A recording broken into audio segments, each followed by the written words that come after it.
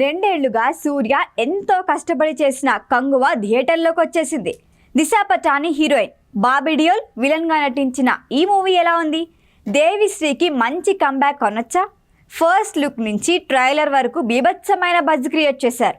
అదే ఉత్సాహం సినిమాలో ఉందా? కంగువ గురించి ప్రేక్షకులు ఏమంటున్నారు? రివ్యూలో చూద్దాం.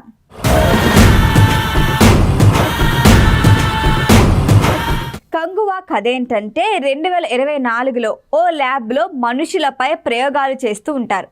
ఆ ల్యాబ్ నుంచి జీటా అనే కోడ్ నేమ్ ఉన్న ఓ టెస్ట్ సబ్జెక్ట్ పట్టుకుంటారు. ఏంజెలినాతో ప్రేమలో పడిన ఫ్రాన్సిస్ ఆ తర్వాత బ్రేకప్ చెప్పేసుకుంటారు.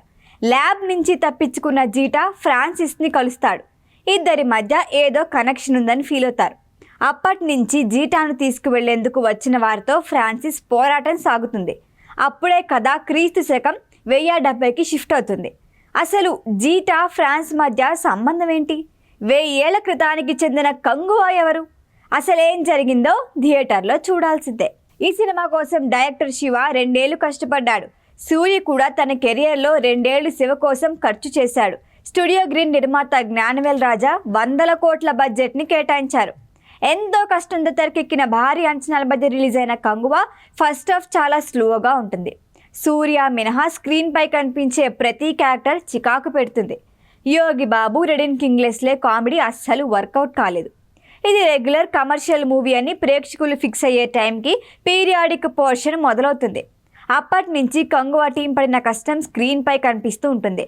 సినిమాలో 5 రకాల తెగలు చూపించారు. వాళ్ళ పెర్ఫార్మెన్స్ మొదట్లో విసిగించినా కథ నడిచే కొద్దీ వాళ్లతో పాటు ట్రావెల్ చేయటం ప్రారంభిస్తారు ప్రేక్షకులు. ఇంటర్వెల్ బ్యాంగ్ ట్విస్ట్ అదిరిపోయింది.